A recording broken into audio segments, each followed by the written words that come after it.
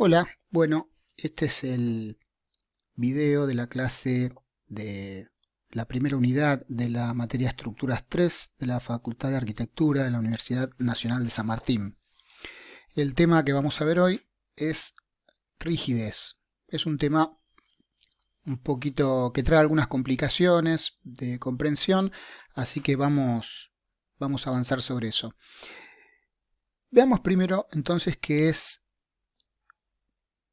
la rigidez? Esta es la definición, digamos, ¿no? La capacidad de un elemento estructural de soportar esfuerzos sin adquirir grandes deformaciones. Bueno, la definición parece sencilla, pero trae algunas dificultades de comprensión en su utilización. Así que por ahora nos vamos a olvidar un poquito de la definición estricta y vamos a ver si podemos avanzar con un ejemplo. Bueno, todos conocerán seguramente el juego de la cinchada, ¿sí? ¿En qué consiste? Dos grupos tiran desde los extremos de una soga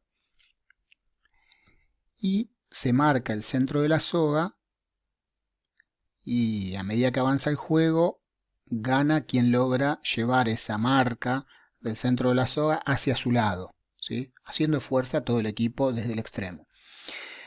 Vamos a suponer que tenemos en nuestro equipo estos dos jugadores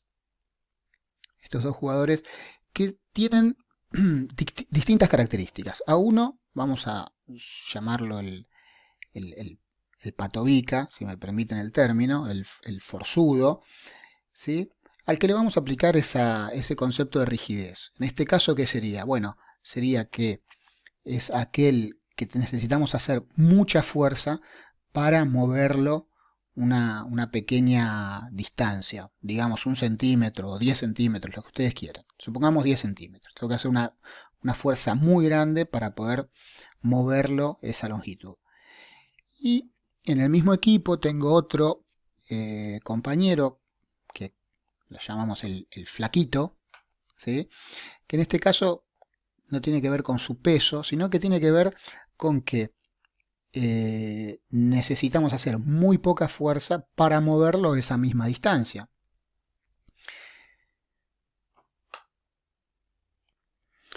Supongamos entonces que comienza el juego y desde el otro equipo comienzan a aplicar esta fuerza F, ¿sí?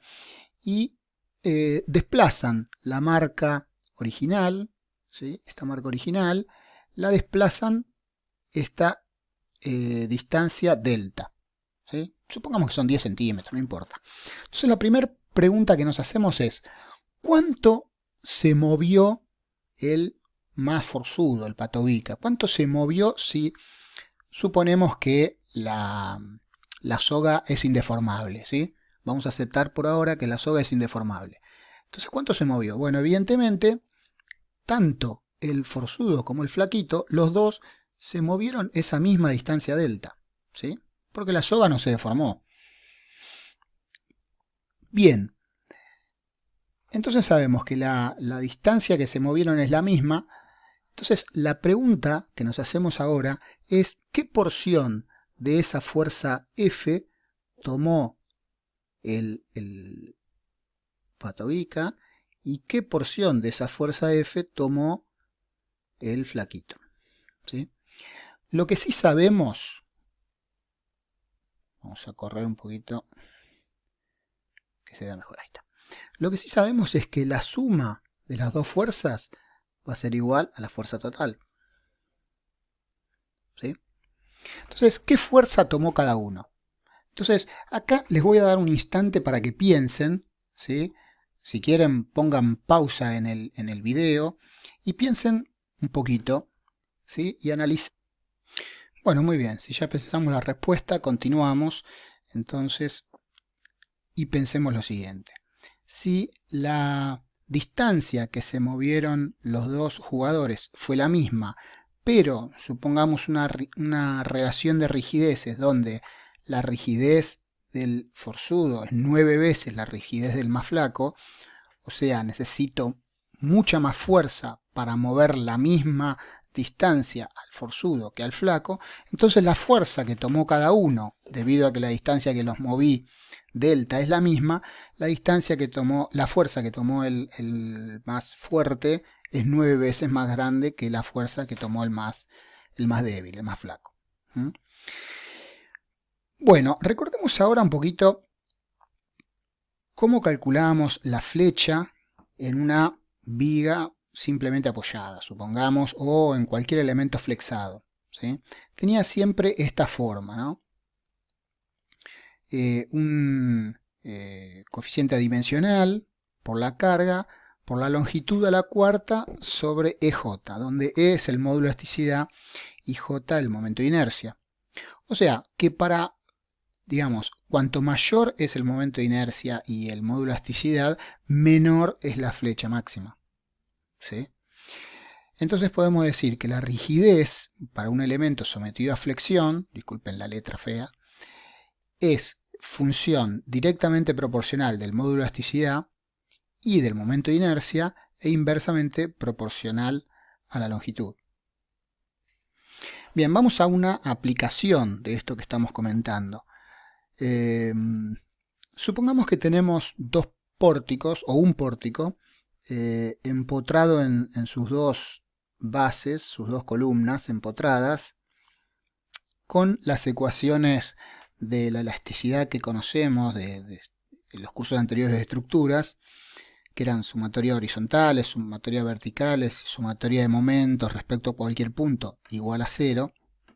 En este caso no nos alcanzan porque esas son solo 3 ecuaciones independientes y en este caso tenemos 6 incógnitas en las reacciones, porque en cada uno de estos apoyos empotrados tengo 3 reacciones. Una reacción vertical, una horizontal y un momento. Entonces vamos a usar el concepto de rigidez que acabamos de ver para ver cómo podemos resolver los diagramas de fuerza o característicos, por ejemplo el diagrama de momentos de este pórtico. Entonces hicimos dos casos. Un primer caso de la izquierda, donde la viga del pórtico, que tiene 80 por 20, es 8 veces más grande su inercia, ¿sí?, que el de la columna, que tiene 40 por 20. ¿Sí? La sección es el doble, pero la inercia, donde la altura está a la cuarta, recuerdan, es 8 veces la de la viga respecto a la columna. Entonces dibujemos la deformada. ¿Sí? ¿Cómo se deforma este pórtico ante la acción de esa carga horizontal? Bueno, la viga, que es muy rígida, se va a mover horizontalmente, prácticamente sin deformación, y la columna va a hacer lo que puede, porque es muy poco rígida. Entonces va a acompañar esa deformación horizontal de la viga, deformándose. Claro que cuando, bueno, aquí no me quedó del todo bien, ahí va. Cuando llega al apoyo, ¿sí?, acá tiene que entrar en ángulo recto, porque justamente el apoyo empotrado no le permite girar. Es una de las restricciones de ese tipo de apoyo. No hay una articulación ahí, es un empotramiento. Entonces no puede girar libremente. Lo mismo que en el extremo superior de las columnas no van a poder girar libremente y van a mantener el ángulo que tenían con la viga porque está empotrado a la viga, porque la viga es mucho más rígida. Eso hace que las tracciones estén en la parte superior de la columna del lado derecho y en la parte inferior de la columna estén en las fibras de la izquierda. Lo que está evidenciando que hay un punto de inflexión, más o menos a la mitad de la altura de la columna, en la deformada, y un cambio de signo, evidentemente, en el diagrama de momentos. Entonces vamos a ver ahora cómo serían esos diagramas de momentos. Corremos un poco, ahí va, ¿sí? Y vamos a dibujar el diagrama de momentos de este pórtico. Dijimos que en la columna arriba tengo las tracciones de este lado, abajo tengo las tracciones de este lado. No hay carga distribuida en toda su longitud, por lo tanto la distribución de momentos es lineal, ¿sí? Este entonces va a ser el diagrama de momentos de la otra columna igual, donde hay un punto de inflexión el momento es 0, más o menos a mitad de la altura. Este momento de la columna se transfiere a la viga en ese nudo, lo mismo que este se transfiere acá, y habrá entonces un diagrama de momentos así, en la viga. ¿Sí? Ese será el diagrama de momentos de la viga del primer caso. Vamos ahora a analizar un segundo caso. En este caso tenemos dos columnas que siguen siendo de 40 por 20, vamos a, con el otro color para la deformada, siguen siendo de 40 por 20, pero ahora la viga es de 10 por 10 nada más. De 10 por 10. La diferencia de inercia de la columna respecto a la viga es más de 100 veces. O sea, las columnas son muy rígidas respecto a la viga. Entonces la deformada, ¿cómo va a ser? No va a ser como antes. Ahora es prácticamente cada una de las columnas es un empotramiento en sí mismo, un voladizo en sí mismo. Entonces la deformada es distinta, la deformada es así. De cada una de las columnas. ¿Y cómo va a ser la deformada de la viga? Bueno, la viga tendrá que entrar con este ángulo, respetando la deformación de la columna a la que está empotrada, y acá lo mismo. Entonces la deformada va a ser así. Entonces, ¿dónde va a tener las tracciones la columna? Y la columna va a tener las tracciones todas en toda su altura de este lado. Y esta otra de este lado. ¿Sí? En cambio la viga va a tener tracciones acá y tracciones acá abajo. Y tendrá un punto de inflexión por la mitad. Entonces, dibujemos el diagrama de momentos de ese pórtico.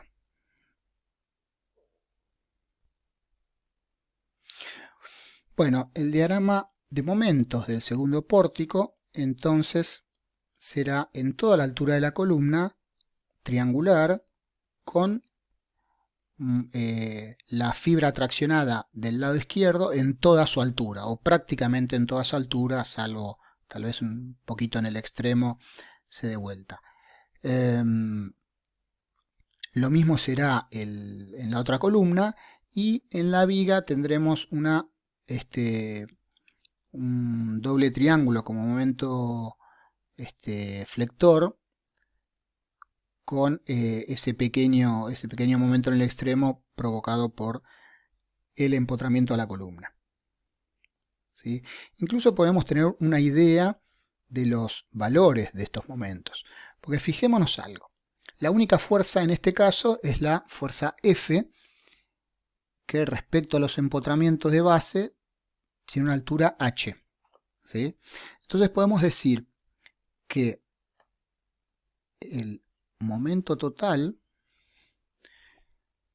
vamos a escribirlo acá abajo,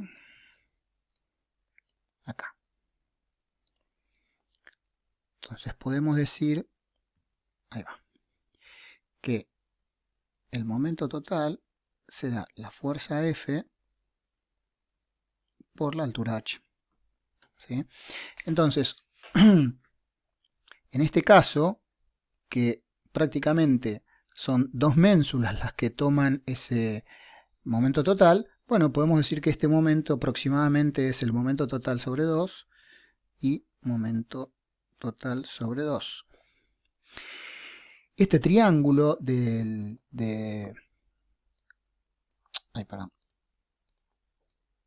este triángulo de momento que toma la columna en este caso, ¿sí? En el otro caso, que es digamos que cambia el signo del diagrama de momentos a mitad de la altura, entonces en el primer caso vamos a tener que los momentos extremos son el momento total sobre 4 y el momento total sobre 4.